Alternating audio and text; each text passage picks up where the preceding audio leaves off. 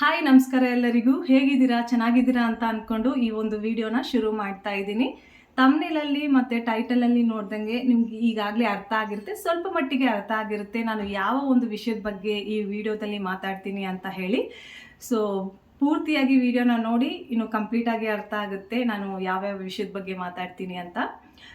Last previous ವ್ಲಾಗ್ನ share ಮಾಡಿದಾಗ ಕೆಲವಷ್ಟು ಪ್ರಶ್ನೆಗಳು ಬಂದಿತ್ತು. ಸೊ ಆ ಒಂದು ಪ್ರಶ್ನೆಗಳ ಬಗ್ಗೆ ನಾನು ಮಾತಾಡ್ತೀನಿ. ಮತ್ತು ಕೆಲವ್ರಿಗೆ ಒಂದು ನೆಗೆಟಿವ್ ಥಾಟ್ ಇದ್ದೇ ಇರುತ್ತೆ. ಸೊ ಯಾವಾಗ ನಾನು ಮನೆ ಖಾಲಿ ಮಾಡ್ತೀನೋ ಆ ಒಂದು ಪರ್ಟಿಕ್ಯುಲರ್ ವಿಡಿಯೋಗಳಿಗೆ ಮಾತ್ರನೇ ಕಾಮೆಂಟ್ ಮಾಡ್ತಾರೆ, ನಿಮ್ಗೆ ಇದೇ ಕೆಲಸ ಆಗಿಬಿಟ್ಟಿದೆ, ಮತ್ತೆ ಮತ್ತೆ ಮನೆ ಖಾಲಿ ಮಾಡ್ತಾ ಇದ್ದೀರಾ ಅಂತ ನೆಗೆಟಿವ್ ಆಗಿ ಕಾಮೆಂಟ್ ಮಾಡ್ತಾರೆ. ಅದಕ್ಕೂ ಸಹ ಉತ್ತರ ಕೊಡ್ತೀನಿ. ಎಲ್ಲ ವೀಡಿಯೋಸ್ನ ನೋಡಿದ್ರೆ ನಿಮಗೆ ನಮ್ಮ ಲೈಫ್ ಸ್ಟೈಲ್ ಅರ್ಥ ಆಗುತ್ತೆ. ಬರೀ ಮನೆ ಖಾಲಿ ಮಾಡೋದನ್ನ ನೋಡಿಬಿಟ್ಟು ನಾವೇನೋ ನಮ್ಮ ಎಕ್ಸ್ಪೀರಿಯನ್ಸ್ನ ಶೇರ್ ಮಾಡ್ಕೊತಿದ್ವಿ ಅಂದಾಗ ಅದ್ರ ಮೇಲೆ ಒಪಿನಿಯನ್ ಇಟ್ಬಿಟ್ಟು ಕಾಮೆಂಟ್ ಮಾಡೋದು ತಪ್ಪಾಗುತ್ತೆ. ನೀವು ನಿಮ್ಮ ಪ್ರೀಷಿಯಸ್ ಟೈಮ್ನ ಇನ್ವೆಸ್ಟ್ ಮಾಡ್ತಾ ಇದ್ದೀರಾ ಅಂದಾಗ, ಒಬ್ಬರ ಲೈಫನ್ನು ನೀವು ನೋಡ್ತಾ ಇದ್ದೀರಾ ಅಂತ ಅಂದಾಗ ಅರ್ಥ ಮಾಡಿಕೊಂಡು ಕಾಮೆಂಟ್ ಮಾಡಬೇಕು. ಸುಮ್ಮನೆ ನಮಗೆ ಹುಚ್ಚ ಮನೆ ಖಾಲಿ ಮಾಡೋದಕ್ಕೆ, ಎಲ್ಲರ ಮೇಲೂ ಕಂಪ್ಲೇಂಟ್ ಮಾಡ್ಕೊಂಡು ನಾವು ಮನೆ ಖಾಲಿ ಮಾಡ್ತಾ ಇಲ್ಲ. ಕೆಲವಷ್ಟು ರೀಸನ್ಗಳಿದ್ದ ಕಾರಣದಿಂದಾನೇ ಮನೆ ಖಾಲಿ ಮಾಡ್ತಾ ಇರೋದು. ಸೊ ನಾನು ಯೂಟ್ಯೂಬ್ ಪ್ಲ್ಯಾಟ್ಫಾರ್ಮಲ್ಲಿ ನನ್ನ ಜೀವನದ ಬಗ್ಗೆ ಪ್ರೌಡಾಗಿ ಹೇಳಿಕೊಳ್ಳಲು ನನಗೆ ಸಿಕ್ಕಿದೆ, ಅಂದರೆ ಪ್ಲ್ಯಾಟ್ಫಾರ್ಮ್ ಸಿಕ್ಕಿದೆ. ಆದ್ದರಿಂದನೇ ನನ್ನ ಜೀವನದಲ್ಲಿ ಏನೇ ಆದ್ರೂ ಸಹ ಪಾಸಿಟಿವ್ ಆಗಿರ್ಬೋದು, ನೆಗೆಟಿವ್ ಆಗಿರ್ಬೋದು, ಎಲ್ಲವನ್ನು ಶೇರ್ ಮಾಡ್ತಾ ಇದ್ದೀನಿ. ಇಲ್ಲ ಅಂತ ಹೇಳಿದ್ರೆ ಹುಚ್ಚುಚ್ಚಾಗಿ ನಾವು ಎಲ್ಲರ ಹತ್ರ ಅಕ್ಕದ ಮನೆ, ಪಕ್ಕದ ಮನೆ, ಈ ಮನೆ, ಆ ಮನೆಯಲ್ಲೆಲ್ಲ ಕುತ್ಕೊಂಡು ಮಾತಾಡೋ ಅಷ್ಟು ಪರ್ಸ್ನಾಲಿಟಿ ನಂದಲ್ಲ. ಯೂಟ್ಯೂಬಲ್ಲಿ as A vlogger, life style vlogger ನನ್ನ ಬಗ್ಗೆ ಮಾತಾಡೋದಕ್ಕೆ ನನಗೆ ಚಾನ್ಸ್ ಸಿಕ್ಕಿದೆ. ಸೊ ನಾನು ತುಂಬ ಔಟ್ಸ್ಪೋಕನ್, ನನ್ನ ಬಗ್ಗೆ ಎಲ್ಲ ವಿಷಯಗಳನ್ನು ಹಂಚಿಕೊಳ್ಳಲು ಇಷ್ಟಪಡ್ತೀನಿ. ಸೊ ಅದರಿಂದ ಈ ಒಂದು ಪ್ಲ್ಯಾಟ್ಫಾರ್ಮಲ್ಲಿ ನನ್ನ ಜೀವನದ ಬಗ್ಗೆ ಎಲ್ಲನೂ ಹೇಳ್ತಾ ಇದ್ದೀನಿ. ಸೊ ಮನೆ ಶಿಫ್ಟಿಂಗ್ ಬಗ್ಗೆ ಒಂಥರ ನೆಗೆಟಿವ್ ಆಗಿ ಮತ್ತೆ ಮತ್ತೆ ಏನಕ್ಕೆ ಖಾಲಿ ಮಾಡ್ತೀರಾ ಅಂತ ಅಂದಾಗ ಒಂಥರ ಬೇಜಾರಾಗುತ್ತೆ. ಮತ್ತೆ ಮತ್ತೆ ಖಾಲಿ ಮಾಡ್ತಾ ಇಲ್ಲ, ಏನಾದರೂ ಒಂದು ರೀಸನ್ ಇದ್ದ ಕಾರಣದಿಂದನೇ ಖಾಲಿ ಮಾಡ್ತಾ ಇರೋದು. ನಾನು ಆಲ್ರೆಡಿ ಹೇಳ್ಬಿಟ್ಟಿದ್ದೀನಿ, ಒಬ್ಬರ ಮೇಲೆ ಸುಳ್ಳು ಹೇಳ್ಬಿಟ್ಟು, ಕೆಟ್ಟದಾಗಿ ಹೇಳ್ಬಿಟ್ಟು ನಾವು ಯಾವಾಗ್ಲೂ ಉದ್ಧಾರ ಆಗಲ್ಲ. ಅದನ್ನು ನಾನು ತುಂಬ ನಂಬ್ತೀನಿ. ಜೀವನದಲ್ಲಿ ಅದನ್ನು ಇಂಪ್ಲಿಮೆಂಟ್ ಮಾಡಿಕೊಂಡು ಮನೆಯಲ್ಲಿರೋರ್ಗು ಹೇಳಿಕೊಡ್ತೀನಿ. ಯಾವಾಗ್ಲೂ ಸುಳ್ಳು ದಾರಿ ಇಟ್ಕೊಂಡು ನಾವು ಏನನ್ನು ಸಾಧಿಸೋದಕ್ಕೆ ಸಾಧ್ಯ ಇಲ್ಲ ಅಂತ ನನ್ನನ್ನು ನಂಬ್ಕೊಂಡು ಬಂದಿರೋ ಮಕ್ಳಿಗೂ ಸಹ ಹೇಳಿಕೊಡ್ತೀನಿ. ಮನೆ ಶಿಫ್ಟಿಂಗ್ ಮಾಡೋದು ಅಷ್ಟು ಈಸಿ ಅಲ್ಲ. ಅದನ್ನು ಇಬ್ಬರು ಮಕ್ಕಳನ್ನ ಮನೇಲಿ ಇಟ್ಕೊಂಡು ಖಾಲಿ ಮಾಡಿ ನಾವು ಪಾಸಿಟಿವ್ ಆಗಿ ಥಿಂಕ್ ಮಾಡಿಬಿಟ್ಟು ಎಲ್ಲನೂ ಒಳ್ಳೆಯದೇ ಆಗುತ್ತೆ ಅಂತ ಪ್ರತಿ ಸಲನೂ ನಾವು ಅಂದ್ಕೊಂಡೆ ಮನೆ ಶಿಫ್ಟ್ ಮಾಡ್ತೀವಿ. ಆದಷ್ಟು ನಮ್ಮ ಕಡೆಯಿಂದ ಹಾನೆಸ್ಟ್ ಆಗಿರೋದಕ್ಕೇ ಪ್ರಯತ್ನ ಪಡ್ತೀವಿ. ಬಟ್ ಒಂದೊಂದ್ಸಲ ಏನಾಗ್ಬಿಡುತ್ತೆ ಅಂದರೆ ನಮ್ಮ ಟೈಮ್ ಸರಿ ಇಲ್ಲ ಅಂದಾಗ ನಾವು ಸರಿ ಇದ್ರೂ ಸಹ ನಮಗೆ ತುಂಬ ಲಾಸ್ ಆಗುತ್ತೆ. ಅದನ್ನು ನಾವು ಆಕ್ಸೆಪ್ಟ್ ಮಾಡಬೇಕಾಗಿ ಬರುತ್ತೆ. ನಾವು ಸರಿ ಇದ್ಬಿಟ್ಟು ಎಲ್ಲನೂ ಈ ಥರ ಆಗ್ತಾ ಇದೆ ಅಂತ ನಾವು ಕೊರಗೋಗ್ಬಿಟ್ಟು ನಮಗೆ ನಾವೇ ಏನಾದರೂ ಹಾನಿಕಾರ ಮಾಡಿಕೊಂಡ್ರೆ ನಮ್ಮನ್ನು ನಂಬ್ಕೊಂಡು ಬಂದಿರೋರಿಗೆ ಯಾರು ನೋಡ್ತಾರೆ? ಸೊ ಅವರ ಒಂದು ಜೀವನವನ್ನು ಮುಂದೆ ಇಟ್ಬಿಟ್ಟೆ ಎಲ್ಲ ಡಿಸಿಷನ್ಸ್ನ ತಗೊಂಡು ನಾವು ಇಲ್ಲಿಂದ ಫ್ರೀಯಾಗಿದ್ದಾಗ ಮತ್ತು ಪಾಸಿಟಿವ್ ಆಗಿದ್ದಾಗ ಎಲ್ಲನೂ ಸಾಧ್ಯ ಅಂತ ಅಂದ್ಕೊಂಡು ಎಲ್ಲವನ್ನು ಆಕ್ಸೆಪ್ಟ್ ಮಾಡಿ ನನ್ನ ಎಕ್ಸ್ಪೀರಿಯನ್ಸ್ಗಳನ್ನು ನಿಮ್ಮ ಜೊತೆ ಹಂಚಿಕೊಂಡು ಜೀವನನ ನಡೆಸ್ತಾ ಇದ್ದೀನಿ. ನಾನು 2020ರಿಂದ ಈ ಒಂದು ಪ್ಲೇಸಲ್ಲಿ ಇದ್ದೀನಿ. ಸೊ ನನ್ನ ಪರ್ಸ್ನಾಲಿಟಿ ಭಾಳಷ್ಟು ಜನಕ್ಕೆ ಗೊತ್ತಿರುತ್ತೆ, ಅಕ್ಕಪಕ್ಕದ ಮನೆಯವ್ರು ಇರೋರಿಗೆ. ನನ್ನ ಪಾಡಿಗೆ ನಾನು ಮನೇಲಿ ಇರ್ತೀನಿ, ಏನಾದರೂ ಈ ಥರ ವ್ಲಾಗ್ಸ್ ಮಾಡ್ಕೊಂಡಿರೋದು, ಮನೇನ ಅಚ್ಚುಕಟ್ಟಾಗಿ ಜೋಡಿಸ್ಕೊಳ್ಳೋದು, ಕ್ಲೀನಿಂಗ್ ಮಾಡ್ಕೊಳ್ಳೋದು, ಮಕ್ಕಳಿಗೆ ಓದಿಸ್ಕೊಳ್ಳೋದು, ಸ್ವಲ್ಪ ಹೊತ್ತು ಡ್ಯಾನ್ಸ್ ಮಾಡೋದು. ಸೊ ಇದೇ ನನ್ನ ಹಾಬಿ ಆಗಿರುತ್ತೆ. ಯಾರಾದರೂ ನನ್ನನ್ನು ನೋಡಿಬಿಟ್ಟು ಸ್ಮೈಲ್ ಮಾಡಿದಾಗ ನಾನು ಸಹ ಸ್ಮೈಲ್ ಮಾಡ್ತೀನಿ. ಮತ್ತು ಯಾರಾದರೂ ನನ್ನ ಜೊತೆ ಮಾತಾಡಿದಾಗ ನಾನು ಸಹ ಮನಸ್ಸು ಬಿಚ್ಚಿ ಮಾತಾಡ್ತೀನಿ. ಸೊ ಇದು ನನ್ನ ಪರ್ಸ್ನಾಲಿಟಿ. ಬೇಕಂತ ಟೈಮ್ ಇದೆ ಅಂತ ಹೇಳಿಬಿಟ್ಟು ಅಲ್ಲಿ ಇಲ್ಲಿ ಕುತ್ಕೊಳ್ಳೋದು, ಅವ್ರ ಬಗ್ಗೆ ಮಾತಾಡೋದು, ಇವ್ರ ಬಗ್ಗೆ ಮಾತಾಡೋದು, ಅದು ನನ್ನ ಪರ್ಸ್ನಾಲಿಟಿ ಅಲ್ಲ. ನಾವು ಮನೆ ಖಾಲಿ ಮಾಡಿರೋದು ಒಂದೇ ಒಂದು ರೀಸನ್ಗೋಸ್ಕರನೇ. ನಾವು ಏನು ಹೇಳಿ ಹೋಗಿರ್ತೀವೋ, ರೂಲ್ಸ್ ಆ್ಯಂಡ್ ರೆಗ್ಯುಲೇಷನ್ ಬಗ್ಗೆ ಮಾತಾಡ್ಬಿಟ್ಟು ಹೋಗಿರ್ತೀವೋ, ಆ ರೂಲ್ಸ್ ಆ್ಯಂಡ್ ರೆಗ್ಯುಲೇಷನ್ಸ್ ಅಲ್ಲದಿರ ಬೇರೆ ಎಲ್ಲವನ್ನು ಆ್ಯಡ್ ಆನ್ ಮಾಡೋದಕ್ಕೆ ಪ್ರಯತ್ನ ಪಟ್ಟಾಗ, ನಾವು ತಪ್ಪಿಲ್ಲದೆ ಇರೋವಾಗ ವಾಯ್ಸ್ ರೇಸ್ ಮಾಡ್ತೀವಿ. ಸೊ ಆವಾಗ ಮಿಸ್ಅಂಡರ್ಸ್ಟ್ಯಾಂಡಿಂಗ್ಸ್ ಆಗುತ್ತೆ. ನಿಮಗೆ ಯಾರಾದರೂ ಹೇಳಿರ್ತಾರೆ, ನಿಮಗೆ ರೆಂಟೆಡ್ ಮನೆಗೆ ಹೋದಾಗ ಹೇಳಿರ್ತಾರೆ 15,000 ರೆಂಟು, ಇಷ್ಟು advance, electricity bill, water bill ಅಂತ ಕ್ಲಿಯರಾಗಿ ಹೇಳಿರ್ತಾರೆ. ಎಲ್ಲ ಕಮ್ಯುನಿಕೇಷನ್ ಕ್ಲಿಯರಾಗಿ ಇದ್ದು ಹೋದಾಗ ಹೋಗಿ 1 ತಿಂಗಳು ಆದಮೇಲೆ ಸ್ವಲ್ಪ ಚೇಂಜಸ್ ಮಾಡಿದ್ರೆ 16,000 ಕೇಳಿದ್ರೆ, ನೀವು 15,000 ಅಂತ ಮಾತುಕತೆ ನಡೆಸಿ ಹೋಗಿರೋದು 16,000 ಕೇಳಿದ್ರೆ ನಿಮಗೆ ರೈಟ್ಸ್ ಇದೆ ಎಲ್ಲ ಕೇಳೋದಕ್ಕೆ. ಸೊ ಅದೇ ಥರನೇ ನಮ್ಮ ಹತ್ರನೂ ಆಗಿರೋದು.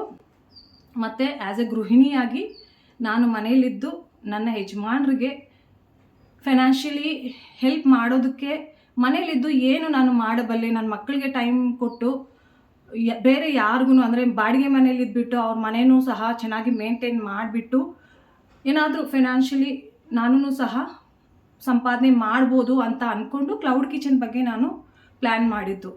ಅದು ನಮ್ಮ ಲೈಫಲ್ಲಿ ಸ್ವಲ್ಪ ನೆಗೆಟಿವ್ ಆಗಿಬಿಟ್ಟಿದೆ ಅಷ್ಟೇ. ಮನೇಲಿ ಇದ್ಕೊಂಡು ಯಾವ ಥರ ಸಂಪಾದನೆ ಮಾಡ್ಬೋದು ಅಂತ ತಿಳ್ಕೊಂಡು ಅದನ್ನು ನನ್ನ ಲೈಫಲ್ಲಿ ಇಂಪ್ಲಿಮೆಂಟ್ ಮಾಡ್ಕೊಳ್ಳೋ ಅಷ್ಟು ಬುದ್ಧಿ ದೇವರು ನನಗೆ ಕೊಟ್ಟಿದ್ದಾರೆ. ಸೊ ಅದನ್ನು ನಾನು ಯೂಟಿಲೈಸ್ ಮಾಡಿಕೊಂಡು ಪ್ರಯತ್ನ ಪಟ್ಟೆ. ಸೊ ಆ ಒಂದು ಕಾರಣದಿಂದ ನಾವು ಸಂಪಾದನೆ ಮಾಡ್ತಾ ಇದ್ದೀವಿ ಅನ್ನೋ ಕಾರಣದಿಂದ ಸ್ವಲ್ಪ ಪ್ರಾಬ್ಲಮ್ಸ್ ಕ್ರಿಯೇಟ್ ಆಗಿದೆ ಅಷ್ಟೇ ಹೊರತು ಇನ್ನು ಬೇರೆ ಏನೂ ಇಲ್ಲ. ಬೇರೆಯವ್ರ ಬಗ್ಗೆ ನಮಗೆ ನಮ್ಮ ಓನರ್ ಅವ್ರ ಬಗ್ಗೆ ಚಾಡಿಗಳು ಹೇಳ್ಕೊಂಡು ನಾವು ಎಲ್ಲಿಗೆ ಹೋಗಿ ಹೆಂಗೆ ಮಾಡ್ತೀವಿ, ನಾವು ಸುಳ್ಳು ಹೇಳಿದ್ರೆ ಚೆನ್ನಾಗಿರ್ತೀವ ಹೇಳಿ? ನಮಗೂ 2 ಮಕ್ಕಳಿದ್ದಾರೆ. ತಂದೆ ತಾಯಿ ಮಾಡಿರೋ ಪಾಪ ಪುಣ್ಯನೇ ಮಕ್ಕಳನ್ನ ಕಾಪಾಡುತ್ತೆ ಅಂತ ದೊಡ್ಡವ್ರು ಹೇಳ್ತಾರೆ. ಸೊ ನಾನು ಅದನ್ನು ಗಮನದಲ್ಲಿ ಇಟ್ಕೊಂಡೇ ಏನೇ ಒಂದು ಮಾತನ್ನು ಹೇಳಿದ್ರೂ ಸಹ ತುಂಬ ಹೃದಯದಿಂದ ಹೇಳ್ತೀನಿ. ಇಲ್ಲದೇ ಇರೋದೆಲ್ಲನೂ ಇನ್ನೂ ಬಹಳಷ್ಟು ನಾನು ಆ್ಯಕ್ಚುಲಿ ಹೇಳೋದೇ ಇಲ್ಲ, ಬೇಡ ಬಿಡು ಅಂತ ನಾನು ಇದು ಮಾಡಿಬಿಡ್ತೀನಿ. ಪಾಯಿಂಟ್ ವೈಸ್ ಮಾತ್ರನೇ ನಾನು ಮಾತಾಡೋದು, ಇದಾಗಿದೆ ಇಷ್ಟಾಗಿದೆ ಅಂತ ಹೇಳಿ. ಅದರಲ್ಲಿ ಕೆಲವರು ನೆಗೆಟಿವ್ ಆಗಿ ತಗೊಂಡು ಬರೀ ಆ ಒಂದು ಪರ್ಟಿಕ್ಯುಲರ್ ಟಾಪಿಕ್ ಬಗ್ಗೆನೇ ಕಾಮೆಂಟ್ ಮಾಡಿದಾಗ ಒಂಥರ ಬೇಜಾರಾಗುತ್ತೆ. ಬೇರೆ ಎಲ್ಲ ನೋಡಿ ವ್ಲಾಗ್ಸಲ್ಲಿ ಹೇಗೆ ನಾನು ಮ್ಯಾನೇಜ್ ಮಾಡ್ತಾ ಇದ್ದೀನಿ, ರೆಂಟೆಡ್ ಮನೆಯಲ್ಲಿ ಹೇಗಿರಬೇಕು, ಹೇಗೆ ಮೇಂಟೈನ್ ಮಾಡಬೇಕು ಅದೆಲ್ಲ ಹೇಳ್ತೀನಿ. ಅದಕ್ಕೂ ಅಪ್ರಿಷಿಯೇಷನ್ ಮಾಡಿ. ಭಾಳಷ್ಟು subscribers, mature subscribers, educated subscribers contact ಮಾಡಿ ಮಾತಾಡ್ತಾರೆ. ಅವರು ಆ್ಯಕ್ಚುಲಿ ಫೇಕ್ ಐಡೀಸ್ ಎಲ್ಲ ಇಟ್ಕೊಂಡಿರಲ್ಲ. ಅವರು ನಿಯತ್ತಾಗಿ ಬೇರೆಯವ್ರ ಜೀವನದಲ್ಲಿ ವ್ಲಾಗ್ಸ್ ಮುಖಾಂತರ ಇನ್ವಾಲ್ವ್ ಆಗ್ತಾರೆ. ಅವ್ರ ಪಾಪ ಅವರ ಒಂದು ಪಾಸಿಟಿವ್ ಒಪಿನಿಯನ್ ಇರ್ಬೋದು, ನೆಗೆಟಿವ್ ಒಪಿನಿಯನ್ನ ಕನ್ಸ್ಟ್ರಕ್ಟಿವ್ ಆಗಿಗೂ ಸಹ ಕೊಡ್ತಾರೆ. ಸೊ ಆ ಥರ ಸಬ್ಸ್ಕ್ರೈಬರ್ಸು ತುಂಬ ವ್ಯಾಲ್ಯೂ ಆ್ಯಡ್ ಮಾಡ್ತಾರೆ ನಮ್ಮ ಲೈಫ್ಗಳಲ್ಲಿ. ಕೆಲವರು ಫೇಕ್ ಐಡಿಗಳು ಮಾಡಿಕೊಂಡು ಬರೀ ನೆಗೆಟಿವ್ ಆಗಿಯೇ ಕಾಮೆಂಟ್ ಮಾಡ್ತಾರೆ. ಸೊ ಅಂಥವ್ರಿಗೆ ಉತ್ತರ ಕೊಡಬೇಕಾಗಿತ್ತು. ಸೊ ಅದಕ್ಕೆ ಉತ್ತರ ಕೊಡ್ತಾ ಇದ್ದೀನಿ. ಸೊ ಎಲ್ಲರೂ ನಿಮ್ಮ ಥರನೇ ಇರಲ್ಲ. ಜೀವನ ಅಂದಮೇಲೆ ಒಳ್ಳೆಯದು ಕೆಟ್ಟದ್ದು ಎಲ್ಲನೂ ಇರುತ್ತೆ. ಸೊ ನಂದು ಮನೆ ಖಾಲಿ ಮಾಡೋ ವಿಷಯದ ಬಗ್ಗೆನೇ ನೀವು ತಲೆ ಕೊಡ್ತಿದ್ರೆ ಬೇರೆ ವಿಷಯಗಳ ಬಗ್ಗೆ ನಿಮಗೆ ಅಷ್ಟು ಮೈಂಡ್ ಹೋಗಲ್ಲ. ಬರೀ ಅದ್ರ ಬಗ್ಗೆನೇ ನೀವು ನೋಡ್ತಾ ಇರ್ತೀರಾ. ನಮಗೇನು ಸುಮ್ಮನೆ ದುಡ್ಡು ಜಾಸ್ತಿ ಇಲ್ಲ ಮತ್ತೆ ಮನೆ ಖಾಲಿ ಮಾಡ್ತಾ ಇರೋದಕ್ಕೆ. ನಮಗೂ ಏನೋ ಒಂದು ಆಗ್ಬರ್ತಾ ಇಲ್ಲ, ಟೈಮ್ ಸರಿ ಇಲ್ಲ, ರೂಲ್ಸ್ ಆ್ಯಂಡ್ ರೆಗ್ಯುಲೇಷನ್ಸು ಏನೇನೋ ಇರುತ್ತೆ ಅಲ್ವಾ ಖಾಲಿ ಮಾಡೋದಕ್ಕೆ. ಟೈಮ್ ಸರಿ ಇಲ್ಲ ಅಂದಾಗ ಇದೆಲ್ಲನೂ ಆಗುತ್ತೆ. ಸೊ ನೆಗೆಟಿವ್ ಆಗಿ ಯಾರು ಹೇಳಿದ್ದೀರಾ ಅವ್ರಿಗೆ ಮಾತ್ರನೇ ಇದನ್ನು ಹೇಳ್ತಾ ಇದ್ದೀನಿ. ಇನ್ನು ಅರ್ಥ ಮಾಡಿಕೊಂಡು ನಮ್ಮ ಜೀವನನ ಅರ್ಥ ಮಾಡಿಕೊಂಡು ಪ್ರೀತಿಯಿಂದ ಕಾಮೆಂಟ್ ಮಾಡ್ತಿರಲ್ಲ ಅವ್ರಿಗೆಲ್ಲ ತುಂಬ ಹೃದಯದಿಂದ ಧನ್ಯವಾದಗಳು. ನಿಮ್ಮ ಕಾಮೆಂಟ್ಸಲ್ಲೂ ತುಂಬ ಮೋಟಿವೇಟ್ ಮಾಡುತ್ತೆ, ಇನ್ನೂ ಹಾನೆಸ್ಟಾಗಿ ವ್ಲಾಗ್ಸ್ ಮಾಡೋದಕ್ಕೆ ಎಂಕರೇಜ್ ಮಾಡುತ್ತೆ. ಸೊ ಎಲ್ರಿಗೂ ಆದಷ್ಟು ನಾನು ರಿಪ್ಲೈ ಕೊಡ್ತಾ ಇದ್ದೀನಿ, ಯಾರಿಗೂ ಇಗ್ನೋರ್ ಮಾಡಲ್ಲ. ಶೆಡ್ಯೂಲ್ ಸ್ವಲ್ಪ ಟೈಟ್ ಆಗಿಬಿಟ್ಟಿದೆ, ಆದ್ರೂ ಸಹ ನಾನು ಎಲ್ರಿಗೂ ಉತ್ತರ ಕೊಡ್ತೀನಿ. ಏನಾದರೂ ಬೈ ಚಾನ್ಸ್ ಮಿಸ್ಟೇಕ್ ಕೊಟ್ಟಿಲ್ಲ ಅಂದರೆ ಪ್ಲೀಸ್ ಕ್ಷಮಿಸಿ. ಬೇಕಂತ ಏನೂ ಮಾಡಿಲ್ಲ. ನಾನು ಫ್ರೀ ಮಾಡಿಕೊಂಡು ಎಲ್ಲ ಕಾಮೆಂಟ್ಸ್ಗೂ ಸಹ ರಿಪ್ಲೈ ಮಾಡ್ತೀನಿ. ಸೊ ಇವಾಗ ಒಂದು ಮುಖ್ಯವಾದ ಪ್ರಶ್ನೆಗೆ ಬರೋಣ. ಕಾಮೆಂಟ್ ಮೂಲಕ ಪ್ರಶ್ನೆನ ಕೇಳಿದರು. ನೀವು ಮನೆ ಖಾಲಿ ಮಾಡಿದಾಗ ಎಷ್ಟು ಎಕ್ಸ್ಪೆನ್ಸಸ್ ಆಯಿತು ಅಂತ ಹೇಳಿ ಅಂತ ಕಾಮೆಂಟ್ ಮೂಲಕ ಪ್ರಶ್ನೆನ ಕೇಳಿದರು. ಸೊ ಅದಕ್ಕೆ ಉತ್ತರ ಕೊಡ್ತೀನಿ. ನಾವು ಲಾಸ್ಟ್ ಇಯರ್ 2024ರಲ್ಲಿ ಆಗಸ್ಟಲ್ಲಿ ಫಸ್ಟ್ ಟೈಮ್ ಮನೇನ ಖಾಲಿ ಮಾಡಿದ್ದು. ಆ ಮನೆಯಲ್ಲಿ ನಾವು 2.5 ವರ್ಷ ಇದ್ವಿ. ಆ ಮನೆಯಲ್ಲಿ ಇದ್ದಾಗ ನಾವು ಅಡ್ವಾನ್ಸ್ ಕೊಟ್ಟಿದ್ದ ಅವ್ರಿಗೆ 12,500 ರೂಪಾಯಿ. ನಾವು 2022ರಲ್ಲಿ ಅವ್ರ ಮನೆಗೆ ಬಂದಿದ್ದು, 2024 ಆಗಸ್ಟಲ್ಲಿ ಅವ್ರ ಮನೇನ ಖಾಲಿ ಮಾಡಿದ್ದು. ಸೊ ಇಲ್ಲಿ ನಾರ್ತ್ ಇಂಡಿಯಾದಲ್ಲಿ ಅಡ್ವಾನ್ಸ್ದು ಸಿಸ್ಟಮ್ ಯಾವ ಥರ ಅಂದರೆ, ನಿಮ್ಮದು ಮನೆ ರೆಂಟ್ ಎಷ್ಟಿರುತ್ತೋ ಅಷ್ಟೇ ಅಡ್ವಾನ್ಸನ್ನು, ಸೆಕ್ಯೂರಿಟಿ ಅಡ್ವಾನ್ಸ್ನ ಕೊಡಬೇಕಾಗಿ ಬರುತ್ತೆ. ಸೊ 2022ರಲ್ಲಿ ನಾವು ಆ ಮನೆಗೆ ಬಂದಾಗ 12,500 ರೂಪಾಯಿ ಅಡ್ವಾನ್ಸ್ನ ಕೊಟ್ಟಿದ್ದು. ಯಾಕೆ ಅಂದರೆ 12,500 ರೂಪಾಯಿ ಬಾಡಿಗೆನೂ ಇತ್ತು. ಸೊ 2.5 ವರ್ಷ ಆದಮೇಲೆ ನಾವು ಮನೆ ಖಾಲಿ ಮಾಡಿದಾಗ ಅವರು, ನಿಜ ಹೇಳ್ತೀನಿ ಫ್ರೆಂಡ್ಸ್, ನಾವು ಮನೇನ ಅಷ್ಟು ನೀಟಾಗಿ ಅವ್ರಿಗೆ ಹ್ಯಾಂಡ್ ಓವರ್ ಮಾಡಿದ್ವಿ. ಅದಕ್ಕೆ ಅವ್ರಿಗೂ ಸಹ ಒಂದು ಚಾನ್ಸ್ ಸಿಕ್ಕಿಲ್ಲ, ಇದು ಡಿಡಕ್ಟ್ ಮಾಡಬೇಕು ಅದು ಡಿಡಕ್ಟ್ ಮಾಡಬೇಕು ಅಂತ ಹೇಳಿ. ಚಿಕ್ಕ ಪುಟ್ಟದ್ದು ಸ್ವಲ್ಪ ಕೆಲಸ ಮಾಡಿಸಿದ್ರು ಅಷ್ಟೇ. 10,000 ನಮಗೆ ವಾಪಸ್ ಕೊಟ್ಟರು, 2,500 ಕಟ್ ಮಾಡಿದ್ರು ಅಷ್ಟೇ. 2.5 ವರ್ಷ ಇದ್ದೂ ಸಹ ನಾವು ಆ ಮನೇನ ಅಷ್ಟು ಚೆನ್ನಾಗಿ ಹ್ಯಾಂಡ್ ಓವರ್ ಕೊಟ್ವಿ. ಮತ್ತು ಒಂದು ಒಳ್ಳೆ ರ್ಯಾಪೋಯಿಂದನೇ ಅವರಿಂದ ನಾವು ಆಚೆ ಬಂದಿರೋದು. ಸೊ 2,500 ಕಟ್ ಮಾಡಿದ್ರು. ಸೊ ಆ ಮನೆ ಖಾಲಿ ಮಾಡಿದಾಗ 7,000 ರೂಪಾಯಿ ನಮಗೆ ಪ್ಯಾಕರ್ಸ್ ಆ್ಯಂಡ್ ಮೂವರ್ಸ್ ಅವ್ರಿಗೆ ಖರ್ಚಾಯಿತು. ನಾವು ಅವ್ರ ಮನೆಯಿಂದ ಜಸ್ಟ್ 5 ನಿಮಿಷ ದೂರದಲ್ಲಿನೇ ಮನೆ ಮಾಡಿದ್ದು. ಸೊ ಅದರಿಂದ ನಮಗೆ ಬರೀ 7,000 ರೂಪೀಸ್ ಚಾರ್ಜ್ ಮಾಡಿದ್ರು ಪ್ಯಾಕರ್ಸ್ ಆ್ಯಂಡ್ ಮೂವರ್ಸ್ ಅವರು. ಸೊ 7,000 ಪ್ಲಸ್ 2,500 ರೂಪೀಸ್ ಎಷ್ಟಾಯಿತು? 9,500 ರೂಪೀಸ್ ಫಸ್ಟ್ ಟೈಮ್ ನಾವು ಮನೆ ಖಾಲಿ ಮಾಡಿದಾಗ ಖರ್ಚಾಗಿದ್ದು. ಅದಾದ ನಂತರ 1 ತಿಂಗಳು ಒಂದು ಮನೆಯಲ್ಲಿದ್ವಿ, ಬಾಡಿಗೆ ಮನೆಯಲ್ಲಿ. ಅವ್ರದ್ದು ತುಂಬ ರೂಲ್ಸ್ ಆ್ಯಂಡ್ ರೆಗ್ಯುಲೇಷನ್ಸ್ ಇದ್ದ ಕಾರಣದಿಂದ ನಾವು ಒಂದೇ 1 ತಿಂಗಳಲ್ಲಿನೇ ಆ ಮನೇನ ಖಾಲಿ ಮಾಡಿಬಿಟ್ಟಿದ್ವಿ. ಆ ಮನೆಯದು ರೆಂಟ್ ಬಂದುಬಿಟ್ಟು 14,500 ರೂಪಾಯಿ ಆಗಿತ್ತು.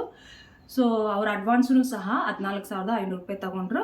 ನಾವು 1 ತಿಂಗಳಲ್ಲಿ ಮನೆ ಖಾಲಿ ಮಾಡಿದಾಗ ಅವರು 1 ರೂಪಾಯಿನೂ ಕಟ್ ಮಾಡಿಲ್ಲ ಫ್ರೆಂಡ್ಸ್. ಯಾಕೆಂದರೆ ನೀವು ಹಳೆ ಬ್ಲಾಗ್ಸ್ನ ಯಾರಾದರೂ ನೋಡಿಲ್ಲ ಅಂದರೆ ಪ್ಲೀಸ್ ನೋಡಿ.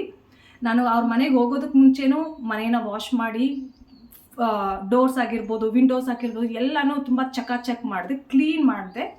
ಮತ್ತು ಮನೆ ಖಾಲಿ 1 ತಿಂಗಳಲ್ಲಿ ಮನೆ ಖಾಲಿ ಮಾಡಿದಾಗ್ಲೂ ಸಹ ಅವ್ರ ಮನೇನ ತುಂಬ ನೀಟಾಗಿ ಕ್ಲೀನಾಗಿ ಮಾಡಿ ಕೊಟ್ಟಿದ್ರಿಂದ ಏನೂ ಡ್ಯಾಮೇಜ್ ಆಗಿರಲಿಲ್ಲ. ಸೊ ಅದಕ್ಕೆ ಪೂರ್ತಿ ಅಡ್ವಾನ್ಸ್ನ ಅವರು ನಮಗೆ ವಾಪಸ್ ಕೊಟ್ಟರು. ಸೊ ಇದರಲ್ಲಿ ಆ ಒಂದು ಮನೆ ಓನರ್ಗೆ ನಾನು ಅಪ್ರಿಷಿಯೇಟ್ ಮಾಡ್ತೀನಿ. ಅವ್ರದ್ದು ರೂಲ್ಸ್ ಆ್ಯಂಡ್ ರೆಗ್ಯುಲೇಷನ್ಸ್ಗೆ ನಾವು ಹೊಂದ್ಕೊಂಡಿರಲಿಲ್ಲ, ಅದಕ್ಕೆ ಖಾಲಿ ಮಾಡಿದ್ವಿ ಹೊರತು ಅವರು ದ್ರೋಹ ಮಾಡಿಲ್ಲ ನಮಗೆ. ಇದು ಕಟ್ ಮಾಡಬೇಕು ಅದು ಕಟ್ ಮಾಡಬೇಕು ಅಂತ ಹೇಳಿ 1 ರೂಪಾಯಿನೂ ಕಟ್ ಮಾಡಿಲ್ಲ ಫ್ರೆಂಡ್ಸ್. ಹಂಗೆ ನಮ್ಮ ಕೈ ಕೊಟ್ಟರು, ನಾವು ಥ್ಯಾಂಕ್ ಯು ಹೇಳಿದ್ವಿ ಅಷ್ಟೇ. ಸೊ ಅಡ್ವಾನ್ಸಲ್ಲಿ ಆ ಮನೆಯದು ಖರ್ಚಾಗಿರಲಿಲ್ಲ, ಏನೂ ಡಿಡಕ್ಟ್ ಆಗಿರಲಿಲ್ಲ. ಪ್ಯಾಕರ್ಸ್ ಆ್ಯಂಡ್ ಮೂವರ್ಸ್ಗೆ ಮತ್ತೆ 7,000 ರೂಪೀಸ್ ಖರ್ಚಾಯಿತು. ಸೊ 14, 15, 16,500 ಖರ್ಚಾಯಿತು 2 ಸಲ ನಾವು ಮನೆ ಖಾಲಿ ಮಾಡಿದಾಗ. ಇವಾಗ 3rd ಮನೆ ಇದೆ ಇವಾಗ ಖಾಲಿ ಮಾಡಿದ್ದು. ಇವ್ರು ಸ್ವಲ್ಪ ನಾನು ಹೇಳಿದ್ನಲ್ಲ ಏಜ್ ಆಗಿರೋರು. ಅವ್ರದ್ದು ಇನ್ವಾಲ್ವ್ಮೆಂಟ್ ನಮ್ಮ ಲೈಫಲ್ಲಿ ತುಂಬ ಇತ್ತು. ರೂಲ್ಸು ರೆಗ್ಯುಲೇಷನ್ಸ್ ಏನೂ ಇರಲಿಲ್ಲ, ಎಲ್ಲದಕ್ಕೂ ಓಕೆ ಅಂತಲೇ ನಮಗೆ ಮನೆ ಕೊಟ್ಟಿದ್ದು.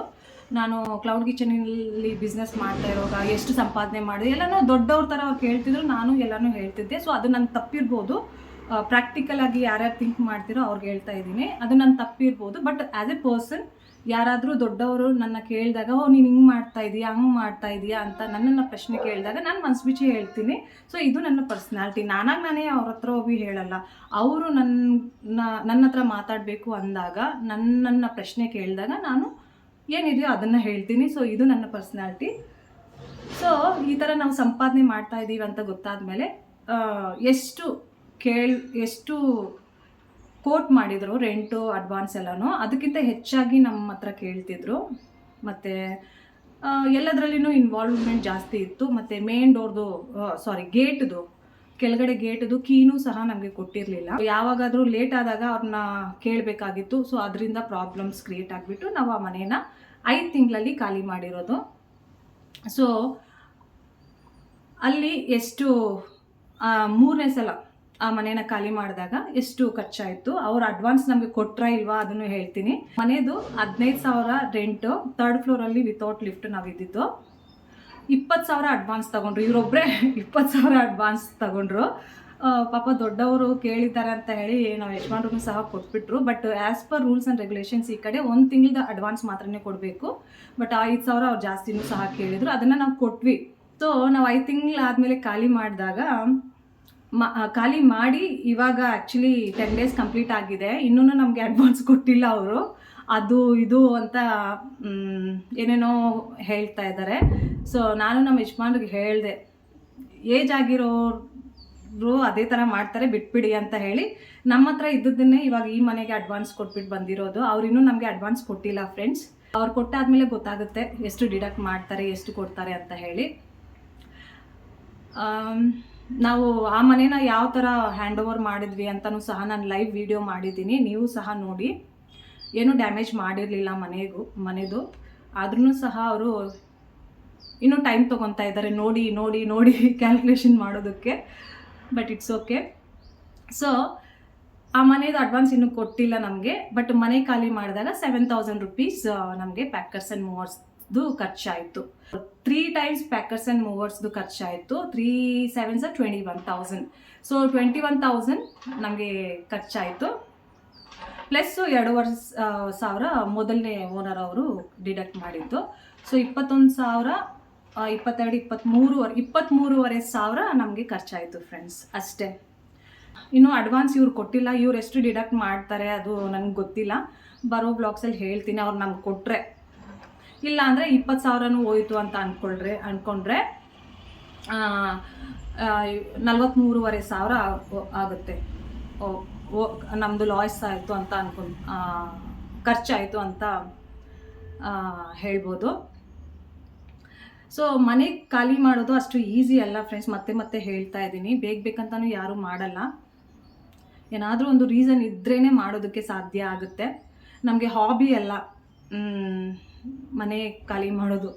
ತುಂಬ ಬಾಡಿ ಫಿಸಿಕಲಿ ಎಫೆಕ್ಟ್ ಆಗ್ತೀವಿ, ಮೆಂಟಲಿನೂ ಸಹ ಎಫೆಕ್ಟ್ ಆಗ್ತೀವಿ. ಒಬ್ಬರು ಕಾಮೆಂಟ್ ಮೂಲಕ ಕೇಳಿದ್ರು, ಅಕ್ಕ ನೀವು ತುಂಬ ಸಣ್ಣ ಆಗಿಬಿಟ್ಟಿದ್ದೀರಾ ಅಂತ ಹೇಳಿ. ನಂದು ವೆಯ್ಟ್ ಲಾಸ್ ಎಷ್ಟಾಗುತ್ತೆ ಅಂದರೆ ಪ್ಲಸ್ ಆರ್ ಮೈನಸ್ ನಾನು ಹೇಳ್ತೀನಿ. ತುಂಬ ಕೆಲಸ ಎಲ್ಲ ಮಾಡಿದಾಗ, ತುಂಬ ಸ್ಟ್ರೆಸ್ಸನ್ನು ತಗೊಂಡಾಗ 1 ಇಲ್ಲಾಂದರೆ 2 kg ಮಾತ್ರ ನಾನು ರೆಡ್ಯೂಸ್ ಆಗ್ತೀನಿ ಫ್ರೆಂಡ್ಸ್. ಅದು ನನ್ನ ಮುಖದ ಮೇಲೆ ಕಾಣಿಸುತ್ತೆ. ಸ್ಟ್ರೆಸ್ಸು ಮತ್ತು ಲೋ ಫೀಲ್ ಮಾಡೋದೆಲ್ಲನೂ ನನ್ನ ಮುಖದ ಮೇಲೆ ಗೊತ್ತಾಗುತ್ತೆ ಮತ್ತು ಕಣ್ಣಲ್ಲಿ ಗೊತ್ತಾಗುತ್ತೆ. ಬಟ್ ವೆಯ್ಟಲ್ಲಿ ಅಷ್ಟೇನು ಎಫೆಕ್ಟ್ ಆಗಲ್ಲ. 59 ಇದ್ದಿದ್ದು 60 ಇದ್ದೆ ಲಾಸ್ಟ್ ಮಂತ್ ನಾನು ಚೆಕ್ ಮಾಡಿದಾಗ. ಇವಾಗ 59 ಆಗಿರ್ಬೋದು ಅಂತ ಅನಿಸುತ್ತೆ ನನಗೆ. ನಂದು ಬೋನ್ ಮತ್ತು ಮಸಲ್ ವೆಯ್ಟು, ಫ್ಯಾಟ್ ಇಲ್ಲ ನನ್ನ ಬಾಡಿಯಲ್ಲಿ. ಸೊ ಅಷ್ಟು ವೀಕಾಗಿ ಕಾಣಿಸ್ತಿದ್ದೀನಿ ಅಂತ ಅಂದರೆ ಸ್ವಲ್ಪ ಜಾಸ್ತಿ ಕೆಲಸ ಇದ್ದಾಗ ಮತ್ತು ಪೀರಿಯಡ್ಸೂ ಸಹ ಆಗಿಬಿಡ್ತಲ್ಲ. ಸೊ ಅದರಿಂದ ಸ್ವಲ್ಪ ವೀಕಾಗಿ ಕಾಣಿಸ್ತಾ ಇದ್ದೀನಿ. ಬಟ್ ವೆಯ್ಟ್ ಮಾತ್ರ ನನಗೆ 59 ಇದೆ. 1 ಕಿಲೋ ಕಮ್ಮಿ ಆಗಿದೆ ಅಷ್ಟೇ. ಸ್ವಲ್ಪ ಚೆನ್ನಾಗಿ ತಿಂದು ರೆಸ್ಟ್ ಎಲ್ಲ ಮಾಡಿದಾಗ ಅದು ಮತ್ತೆ ನಾರ್ಮಲ್ ಆಗಿಬಿಡುತ್ತೆ.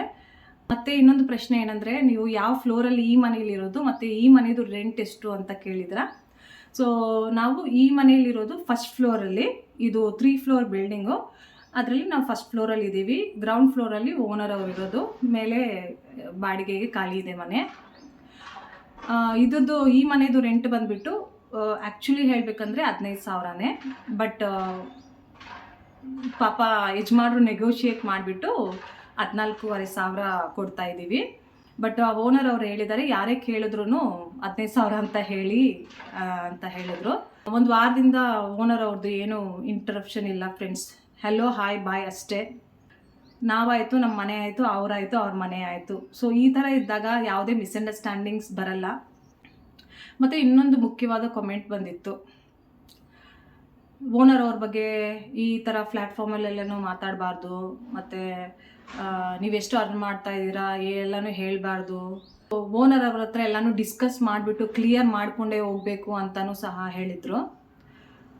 ಅವ್ರಿಗೆ ನಾನು ಆಲ್ರೆಡಿ ಉತ್ತರ ಕೊಟ್ಟಿದ್ದೀನಿ. ಇನ್ ಜನರಲ್ ಆಗಿ ಹೇಳ್ತಾ ಇದ್ದೀನಿ. ಸೊ ಇವಾಗ ನಾವು ಯಾವುದೇ ಒಂದು ಬಾಡಿಗೆ ಮನೆಗೆ ಅಂತ ಹೋದಾಗ ನಾವು ಹೇಳ್ತೀವಿ, ಎಲ್ಲನೂ ಡೀಟೇಲಾಗಿ ಹೇಳ್ತೀವಿ. ಮುಚ್ಚು ಮರೆ ಇಲ್ದಿರ ಎಲ್ಲನೂ ಹೇಳ್ಕೊಂಡೇ ಹೋಗೋದು. ನಾನು ಫಸ್ಟೇ ಹೇಳಿದ್ದೆ ವ್ಲಾಗಿನ ಬಿಗಿನಿಂಗಲ್ಲಿನೇ, ನಮ್ಮ ಬಗ್ಗೆ ಎಲ್ಲನೂ ಹೇಳ್ಕೊಂಡು ಹೋಗ್ತೀವಿ. ನಾವು ಏನು ಮಾಡ್ತಾ ಇದ್ದೀವಿ, ಏನು ಮಾಡ್ಬೇಕು ಅಂದ್ಕೊಂಡಿದ್ದೀವಿ ಎಲ್ಲನೂ ಹೇಳೇ ಹೋಗೋದು. ನನಗೇನು ಗೊತ್ತಾ ಫ್ರೆಂಡ್ಸ್ ಮೆಂಟಾಲಿಟಿ, ಏನಾದರೂ ನಾವು ಸುಳ್ಳು ಹೇಳ್ಕೊಂಡು ಹೋಗ್ಬಿಟ್ರೆ, ಇವಾಗ ಕ್ಲೌಡ್ ಕಿಚನ್ ಬಗ್ಗೆನೇ ಎಕ್ಸಾಂಪಲ್ ಕೊಡ್ತಿದ್ದೀನಿ. ನಾವು ಹಾನೆಸ್ಟಾಗಿ ಹೇಳಿ ಹೋದ್ಮೇಲೆ ನಮಗೆ ಒಂದು ಕಾನ್ಫಿಡೆನ್ಸ್ ಬರೋದು. ನಾವು ಏನು ಚೀಟ್ ಮಾಡಿ ಹೋಗಿಲ್ಲ, ನಾವೆಲ್ಲನೂ ಕ್ಲಿಯರಾಗಿ ಹೇಳಿ ಹೋಗಿದ್ದೀವಿ. ಸೊ ಭಯ ಪಡೋದೇನು ಬೇಡ ಅಂತ ಹೇಳಿ ನಾವು ಫ್ರೀ ಮೈಂಡಿಂದ ಏನಾದರೂ ಮಾಡೋದಕ್ಕೆ ಸಾಧ್ಯ ಆಗೋದು.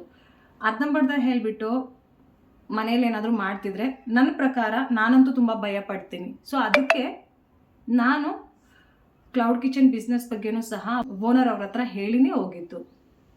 ಅವ್ರಿಗೂ ಏನೂ ಪ್ರಾಬ್ಲಮ್ ಇರಲಿಲ್ಲ. ಬಟ್ ನಮ್ಮ ಬಿಸ್ನೆಸ್ ಚೆನ್ನಾಗಿ ಆದಮೇಲೆ ಅವ್ರಿಗೆ ಸ್ವಲ್ಪ ಪ್ರಾಬ್ಲಮ್ ಆಗಿತ್ತು ಅಷ್ಟೇ ಹೊರತು ಇನಿಷಿಯಲ್ ಸ್ಟೇಜಲ್ಲಿ ಎಲ್ಲನೂ ಕ್ಲಿಯರಾಗಿ ಡಿಸ್ಕಸ್ ಮಾಡಿಕೊಂಡೇ ನಾವು ಹೋಗಿದ್ದು. ನನಗೆ ತಿಳಿದಂಗೆ ಎಲ್ಲರೂ ಕ್ಲಿಯರಾಗಿ ಡಿಸ್ಕಸ್ ಮಾಡ್ಕೊಂಡು ಹೋಗ್ತಾರೆ ಅಂತ ಅನಿಸುತ್ತೆ. ಡಿಸ್ಕಸ್ ಮಾಡ್ಕೊಂಡು ಹೋಗಿಲ್ಲ ಅಂದರೆ ನಮಗೆ ಆ ಒಂದು ಕಾನ್ಫಿಡೆನ್ಸ್ ಬರಲ್ಲ. ನಾವು ಬರೀ 4 ಗೋಡೆಗಳ ಮಧ್ಯದಲ್ಲಿನೇ ಒಬ್ಬರ ಬಗ್ಗೆ ಮಾತಾಡ್ತೀವಿ ಹೊರತು ಅವ್ರ ಮುಂದೆ ಹೋಗ್ಬಿಟ್ಟು ಮಾತಾಡೋದಕ್ಕೆ ನಮಗೆ ಅಷ್ಟು ಕಾನ್ಫಿಡೆನ್ಸ್ ಬರಲ್ಲ. ಅದನ್ನು ಹೇಳೋದಕ್ಕೆ ಇಷ್ಟಪಡ್ತೀನಿ ಅಷ್ಟೇ ಫ್ರೆಂಡ್ಸ್. ಯಾವ ವಿಷಯದ ಬಗ್ಗೆ ಮಾತಾಡಬೇಕು ಅಂತ ಅಂದ್ಕೊಂಡಿದ್ನೋ ಅದನ್ನೆಲ್ಲನೂ ನಾನು ಕ್ಲಿಯರಾಗಿ ಹೇಳಿದ್ದೀನಿ.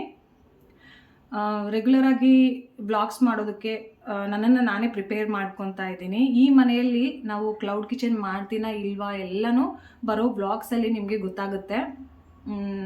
ವಾರಕ್ಕೆ ಅಟ್ಲೀಸ್ಟ್ 3 ವ್ಲಾಗ್ಸ್ ಆದರೂ ಹಾಕ್ತೀನಿ. ಡೈಲಿ ವ್ಲಾಗ್ಸ್ ನಾನು ಆಲ್ರೆಡಿ ಹಾಕಿ ನೋಡಿದೆ, ಅಷ್ಟು ವ್ಯೂಸ್ ಬರಲ್ಲ. ಸೊ ವಾರಕ್ಕೆ ಅಟ್ಲೀಸ್ಟ್ 3 ವ್ಲಾಗ್ಸ್ ಬಂದಾಗ ಮ್ಯಾನೇಜ್ ಆಗಿಬಿಡುತ್ತೆ. ಚೆನ್ನಾಗಿ ವ್ಯೂಸೂ ಬರುತ್ತೆ ಮತ್ತು ಡ್ಯೂರೇಷನು ಸಹ ಚೆನ್ನಾಗಿ ಬರುತ್ತೆ. ಸೊ ಅದರಿಂದ ವಾರಕ್ಕೆ 3 ವ್ಲಾಗ್ಸ್ನ ಹಾಕ್ತೀನಿ. ಆದಷ್ಟು ನಮ್ಮ ಜೀವನದಲ್ಲಿ ಏನೇನು ನಡೀತಾ ಇದೆ ಎಲ್ಲನೂ ಆ ಒಂದು ವ್ಲಾಗ್ಸಲ್ಲಿ ನಿಮಗೆ ಶೇರ್ ಮಾಡ್ತೀನಿ. ಅದರ ಜೊತೆಗೇ ನನ್ನ ಡೈಲಿ ರೂಟೀನ್ ಲೈಫ್ ಸ್ಟೈಲೂ ಸಹ ತೋರಿಸ್ತೀನಿ. ಸೊ ಈ ಒಂದು ವಿಡಿಯೋದಲ್ಲಿ ಇಷ್ಟೇ. ಐ ಹೋಪ್ ನಿಮಗೆ ಈ ವಿಡಿಯೋ ಇಷ್ಟ ಆಗಿದೆ ಅಂತ ಅಂದ್ಕೊತೀನಿ. ಸ್ವಲ್ಪ ಮಟ್ಟಿಗೆ ಆದರೂ ಇಷ್ಟ ಆದರೆ ಲೈಕ್ ಮಾಡೋದನ್ನು ಮರಿಬೇಡಿ ಮತ್ತು ಚಾನಲ್ನ ಸಬ್ಸ್ಕ್ರೈಬ್ ಮಾಡಿಕೊಂಡು ಎಲ್ಲ ವೀಡಿಯೋಸ್ನ ನೋಡಿ. Thank you.